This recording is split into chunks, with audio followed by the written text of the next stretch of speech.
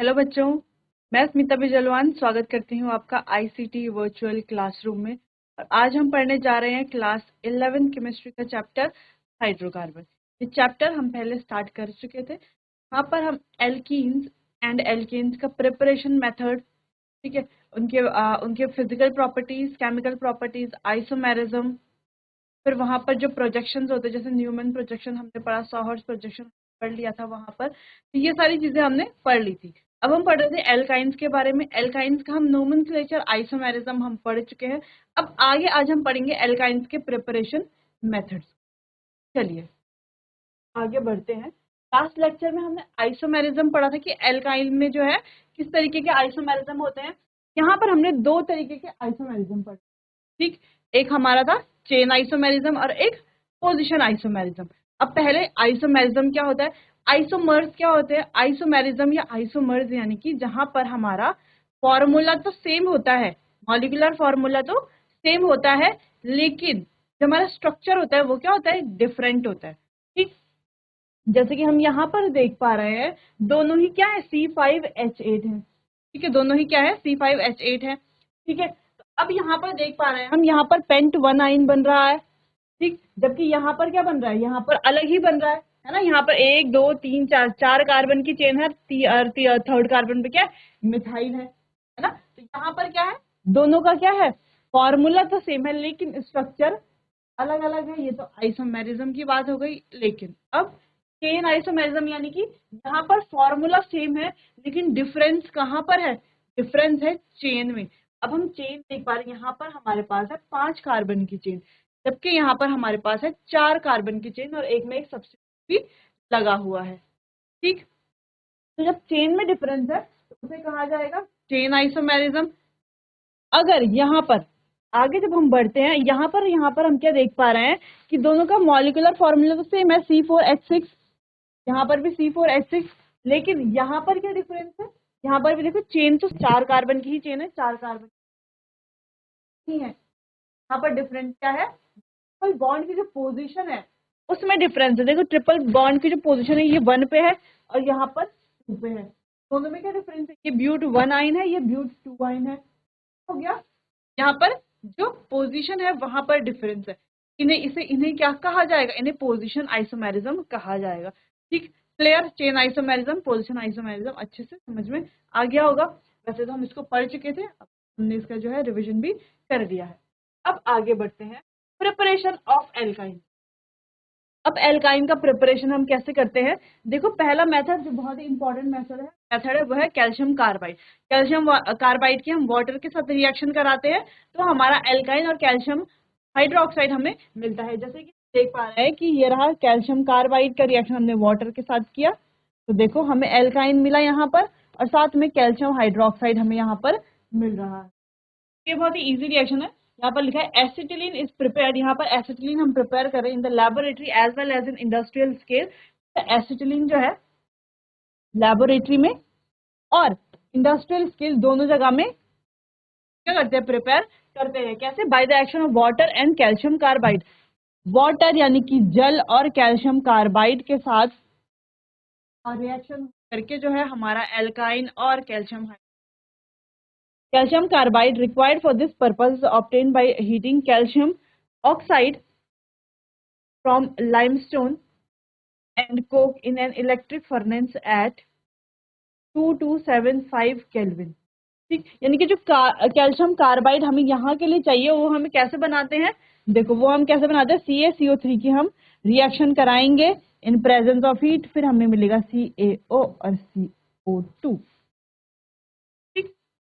प्रकार जो है हम ये कैल्शियम कार्बाइड से जो है एल्काइन बनाते हैं। ये बहुत ही इंपॉर्टेंट रिएक्शन है, इजी भी है और ये भी हम शायद अपने लास्ट लेक्चर में डिस्कस कर चुके थे।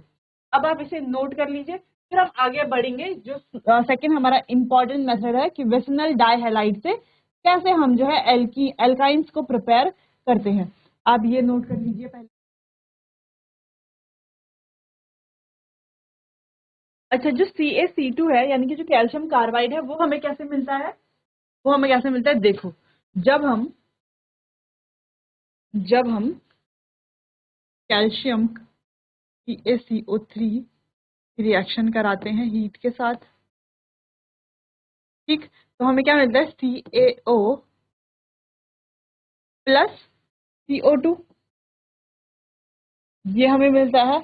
अगेन इस CaO की रिएक्शन हम C के साथ करा देंगे तो हमें क्या मिलता है, तो हमें मिलता है CaC2 प्लस O। ठीक, इतना समझ में।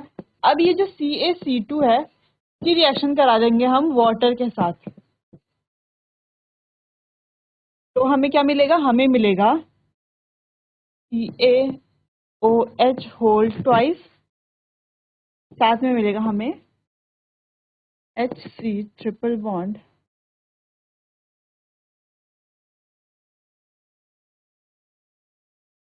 तो हम देख पा रहे हैं क्या क्या हमें मिला और कैसे कैसे जो है हमने ये बनाया।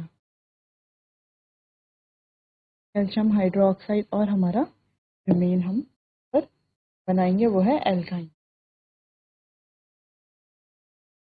या हम एसिटिलीन बोल रहे हैं इसे। ठीक है, तो ये क्वेश्चन आ सकता है कि एसिटिलीन की मेथड ऑफ प्रिपरेशन दे, तो आप कंफ्यूज मत होना कि एसिटिलीन क्या है, एल्काइन क्या है, तो दोनों ही सेम चीज है। ठीक है, इथाइन यहाँ पर है ये, और इसको जो है एसिटिलीन भी कहा। ठीक, चलिए तो इसे अब आप नोट कर लीजिए।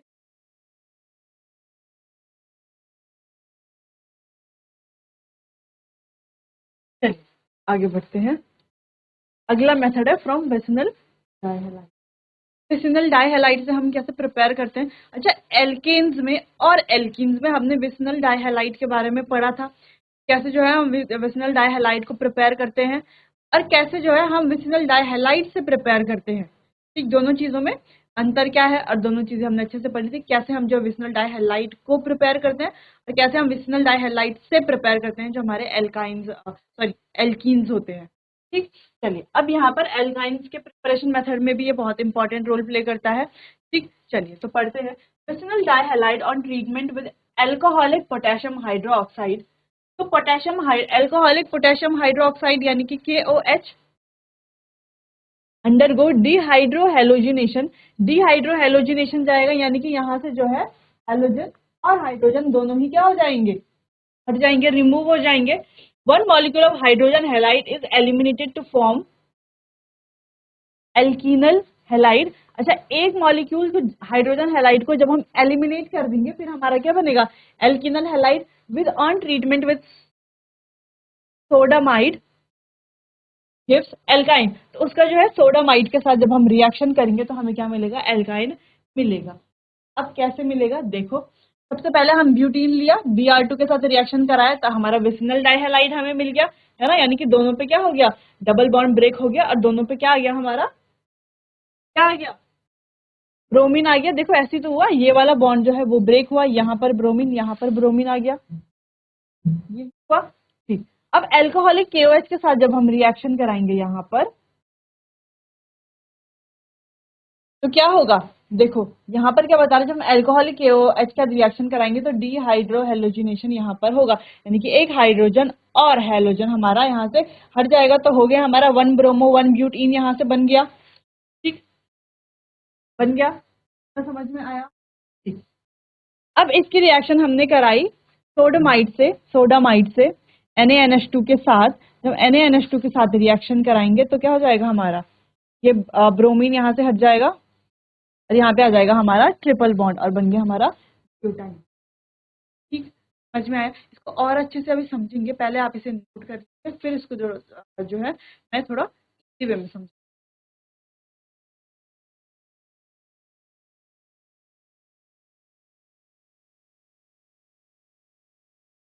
सबसे पहले चलिए यहाँ पर हम करते हैं एक अलग एग्जांपल, हम देखते हैं। तो देखो H3 डबल बॉन्ड H2 में डालेंगे हम Br2, बन जाएगा हमारा विसिनल डाइहैलाइड। कैसे, CH3 CHR single bond C का गया Br H2।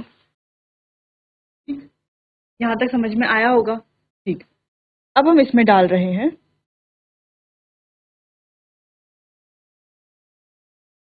एल्कोहलिक KOH, जो यहाँ से HBr को क्या कर देगा, रिमूव कर देगा। तो कुछ इस तरीके से हमारे पास ये बनेगा CH3 single bond H double bond H R। कुछ इस तरीके से ये हमारे पास बनेगा। यहाँ तक समझ में आया कि जब HBr यहाँ से रिमूव हो गया तो किस तरीके से बनेगा, यहाँ पर इस तरीके से यहाँ पर ये बनेगा।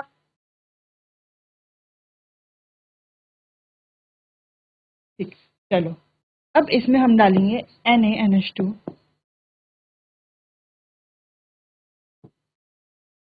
NaNH2, अब NaNH2 डालने से क्या होगा, देखो H3H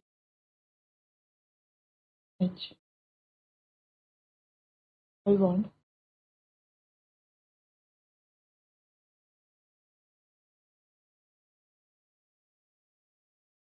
H, इस तरीके से हमारा एल्काइन प्रोपाइन 1 प्रोपाइन, ये प्रोपोनाइन बोले, ये हमारा यहाँ पर प्रिपेयर हो जाएगा।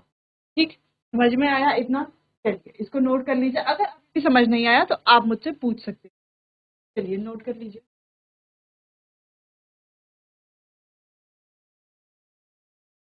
क्या बन गया, ये प्रोपाइन।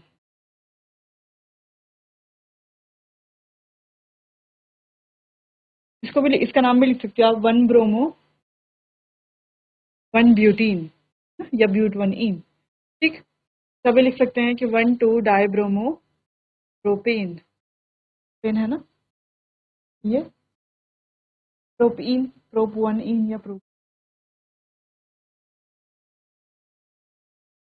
चलिए यहाँ पर एल्कीन के साथ Br2 की जब हमने रिएक्शन कराई तो यहाँ पर हमारा विसिनल डाइहैलाइड बन गया। ठीक, उसके बाद हमने अल्कोहलिक KOH के साथ रिएक्शन कराई, फिर हमारा इस तरीके से बन गया। उसके बाद हमने सोडियम अमाइड के साथ किया, जिसको हम सोडामाइड भी कहते हैं, उसको सोडियम अमाइड भी कहते हैं। रिएक्शन कराने के बाद हमारा जो है एल्काइन यहाँ पर प्रिपेयर हो जाता है। आगे बढ़ते हैं।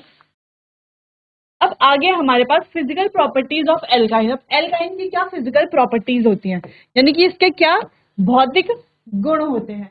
पहला फिजिकल प्रॉपर्टी, फिजिकल स्टेट और स्मेल। तो इसकी फिजिकल स्टेट क्या होती है, इसकी स्मेल जो होती है, इसकी गंध होती है, वो कैसी होती है, वो यहाँ पर जान लेते हैं। चलिए सबसे पहले द फर्स्ट 3 मेंबर, जो पहले 3 मेंबर्स है, इथाइन, प्रोपाइन और ब्यूटाइन। इथाइन, प्रोपाइन और butyne of the family gases are at room temperature.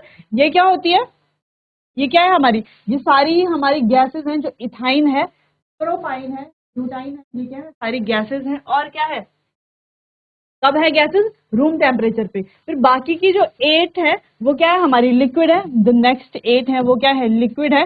While the higher, जो हायर वाली है वो क्या है, सॉलिड है। ठीक है, तो इसमें 2 कार्बन होते हैं, इसमें 3 कार्बन होते हैं, इसमें 4 कार्बन होते हैं। यहाँ तक वाली क्या है, हमारी सारी गैसेस है रूम टेम्परेचर पे। जबकि इसके बाद की जो है, इसके बाद की जो है 8 तक, वो क्या है, सारी लिक्विड है। और जो हायर हमारी एल्काइंस है वो क्या होती है, सॉलिड होती है रूम टेम्परेचर पर। ठीक, तो कभी पूछा जाए कि एल्काइन जो है उसकी प्रॉपर्टी क्या होती है, उसकी फिजिकल स्टेट क्या होती है, क्या वो सॉलिड होता है, या वो लिक्विड होता है, या वो गैस होता है, क्या होता है वो रूम टेम्परेचर पे, आपको क्या बताना है कि जो एल्काइंस होते हैं वो क्या होते हैं, वो जो हमारे फर्स्ट 3 एल्काइंस है वो तो गैस होती हैं रूम टेम्परेचर पे। उसके बाद के जो हमारे 8 तक के जो हमारे एल्काइंस है वो सारे लिक्विड होते हैं। और जो हमारे हायर एल्काइंस है वो सारे ही क्या होते हैं, सॉलिड होते हैं। All alkynes are colourless. अब एल्काइन का कलर क्या होता है, ये होते हैं colourless. However ethyne has characteristic order of garlic smell. ठीक, अच्छा ये क्या होते हैं, सारे हमारे कलरलेस, इनका कोई भी रंग नहीं होता, रंगहीन होते हैं। अगला जो हमारे पास इथाइन है, क्या है जो हमारा इथाइन है, इथाइन भी कहते हैं इथाइन को। ठीक, तो जो हमारा इथाइन है वो क्या होता है, उसका गार्लिक की तरह यानी कि लहसुन की तरह स्मेल होती है। कैसी होती है, लहसुन की तरह स्मेल होती है गार्लिक। अब सॉल्युबिलिटी की, यानी कि उनकी जो घुलनशीलता होती है, तब वो घुलते हैं। एल्केन्स और एल्कीन्स की सॉल्युबिलिटी के बारे में पढ़ा कि वो सॉल्युबल होते हैं या नहीं होते। ठीक, वैसे ही हम यहाँ पर जो है एल्काइंस की सॉल्युबिलिटी के बारे में पढ़ेंगे।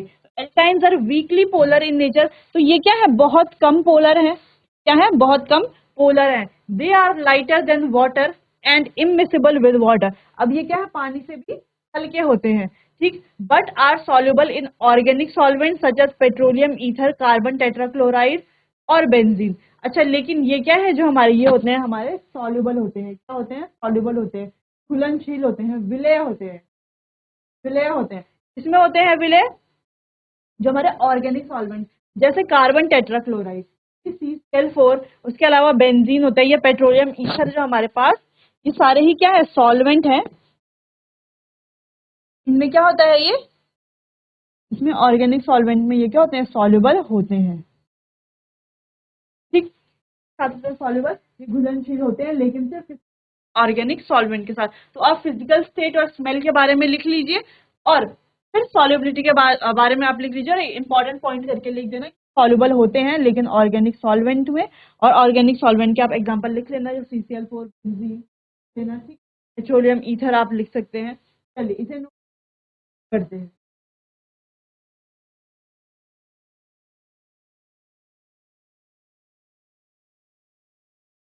चलिए आगे बढ़ते हैं। अब है हमारा मेल्टिंग एंड बॉइलिंग पॉइंट। ये मेल्टिंग पॉइंट क्या होता है एल्काइंस का, और बॉइलिंग पॉइंट क्या होता है। अभी तक हम क्या, उनके जनरल कैरेक्टरिस्टिक्स क्या है, ठीक, उनकी स्मेल क्या है वो हम देख चुके हैं, वो क्या होते हैं, कलरलेस होते हैं, वो हम देख चुके हैं। सॉल्युबिलिटी क्या है वो भी हम देख चुके हैं। अब आगे बढ़ते हैं मेल्टिंग पॉइंट और बॉइलिंग पॉइंट की तरफ। The melting and boiling point of the members of the family are slightly higher as compared to those of the corresponding number of alkene and alkane families। यानी कि इनका जो boiling point और melting point होता है वो क्या होता है, स्लाइटली हायर होता है। क्या होता है, हायर होता है, ज्यादा होता है एल्केन्स और एल्कीन के कंपैरिजन में, ठीक, इनका मेल्टिंग और बॉइलिंग पॉइंट क्या होता है, ज्यादा होता है एल्कीन एल्कीन। आगे, this is due to the fact that the alkynes have linear structure and therefore their molecules are more closely packed. अच्छा, ये किस वजह से होता है, क्योंकि इनका स्ट्रक्चर क्या होता है, ये लीनियर स्ट्रक्चर के होते हैं, और इनके जो मॉलिक्यूल्स होते हैं वो क्लोजली पैक होते हैं, आपस में क्या होते हैं, बहुत नजदीक नजदीक पैक हुए रहते हैं। In space as compare to alkane and alkene, तो स्पेस में जो है ये ज्यादा क्लोजली पैक्ड हुए रहते हैं एल्कीन और एल्कीन से। अब तो जितना ज्यादा क्लोजली पैक्ड हुआ रहेगा उसको ब्रेक करने में उतना ही ज्यादा टाइम लगेगा, उतना ही बॉइलिंग पॉइंट इंक्रीज करना पड़ेगा, मेल्टिंग पॉइंट इंक्रीज करना, इसीलिए इनका बॉइलिंग और मेल्टिंग पॉइंट एल्केन और एल्कीन से ज्यादा होता है। आगे बढ़े, the magnitude of attractive forces among them are higher and therefore the melting and boiling point are also higher. तो इनके बीच में जो मैग्नीट्यूड ऑफ अट्रैक्टिव फोर्स होती है वो भी ज्यादा होती है, जिस वजह से मेल्टिंग पॉइंट और बॉइलिंग पॉइंट भी ज्यादा होता है। The melting and boiling point increase with increase in molar mass of the alkyne, और जैसे जैसे मोलर मास इंक्रीज होता है इनका बॉइलिंग पॉइंट और मेल्टिंग पॉइंट भी इंक्रीज होता रहता है, यानी कि the melting and boiling point increase with increase in molar mass increase होगा तो बॉइलिंग पॉइंट और मेल्टिंग पॉइंट होगा, जैसे कि हम यहाँ पर देख पा रहे हैं। अच्छा, मेल्टिंग पॉइंट देखो, ये इथेन का है 101, ये इथीन का है 104, और ये इथाइन का है, काफी ज्यादा है इन दोनों के कंपैरिजन। जबकि 184.5 इथेन का है बॉइलिंग पॉइंट, 171 इथीन का है, और 198 इथाइन का है, तो काफी ज्यादा है मेल्टिंग एल्केन और एल्कीन। चलिए, तो ये आप जो है नोट कर लीजिए, इनका मेल्टिंग और बॉइलिंग पॉइंट ज्यादा होता है। क्यों होता है, क्योंकि ये क्या होते हैं, लीनियर स्ट्रक्चर में होते हैं और क्लोजली पैक होते हैं, ठीक है। दूसरी बात यह है, तो मैग्नीट्यूड ऑफ, इनका जो magnitude of force, magnitude of attractive force है, इनके बीच में जो मैग्नीट्यूड ऑफ अट्रैक्टिव फोर्स है वो भी क्या है, ज्यादा है, जिस वजह से इनका बॉइलिंग और मेल्टिंग पॉइंट ज्यादा है। तो यहाँ पर हमने 3-4 इंपॉर्टेंट पॉइंट देख लिए हैं, उनको आप जो है पॉइंट पॉइंट नोट कर। चलिए, अब जो है solubility, melting, boiling point, physical state, smell, order, ये सारी चीजें हमने पढ़ ली। अब आगे बढ़ते हैं केमिकल प्रॉपर्टी, यानी कि उनके रासायनिक गुणों के बारे में। चलिए, सबसे पहले यहाँ पर लिखा है एडिशन ऑफ डाइहाइड्रोजन। अब डाइहाइड्रोजन का जब एडिशन होगा, यानी कि H2 का जब एडिशन होगा तो क्या बनता है, देखो, सबसे पहले अगर हमारे पास CH ट्रिपल बॉन्ड CH है यहाँ पर हम जो है H2 का एडिशन कराते हैं तो ये बॉन्ड ब्रेक होगा, यहाँ पर एक हाइड्रोजन यहाँ पर आ जाएगा, तो क्या होगा यहाँ पर CH2 डबल बॉन्ड CH2, फिर से हम यहाँ पर H2 का एडिशन कराएंगे, ये बॉन्ड ब्रेक होगा, एक हाइड्रोजन यहाँ पर आ जाएगा, क्या हो जाएगा CH3 single bond CH3। Alkyne से जब हम डाई हाइड्रोजन का एडिशन कराते हैं तो क्या बनता है, हमारा एल्केन बनता है, पहले एल्कीन फिर एल्केन हमारा यहाँ पर बनता है।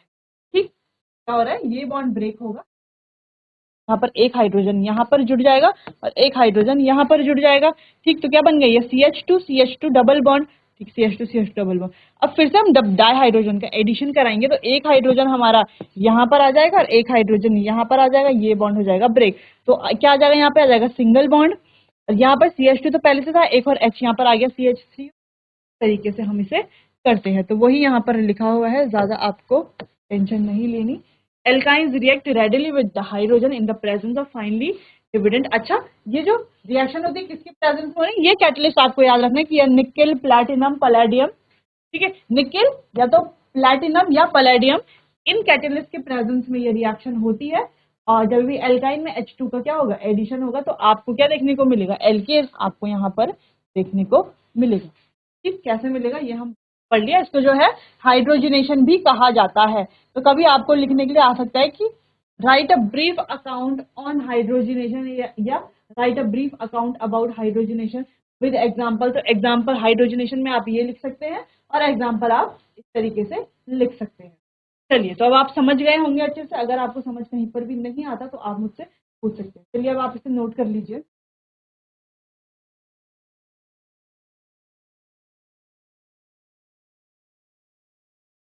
चलिए, ये आपने समझ लिया होगा। अब है एडिशन ऑफ हैलोजन, इसको हम पढ़ेंगे अपने आने वाले सेशन में। तब तक के लिए आप अच्छे से पढ़ते रहिए, एल्कीन्स, एल्काइंस, इन सब का रिवीजन अच्छे से करते रहिए, क्वेश्चन आप बार बार प्रैक्टिस करते रहिए ताकि आपको अच्छे से और अच्छे से समझ आए, और कहीं पर भी समझ नहीं आए तो आप मुझसे पूछ सकते हैं। चलिए, तो मिलते हैं अपने आने वाले सेशन में, तब तक के लिए आपको बहुत बहुत धन्यवाद।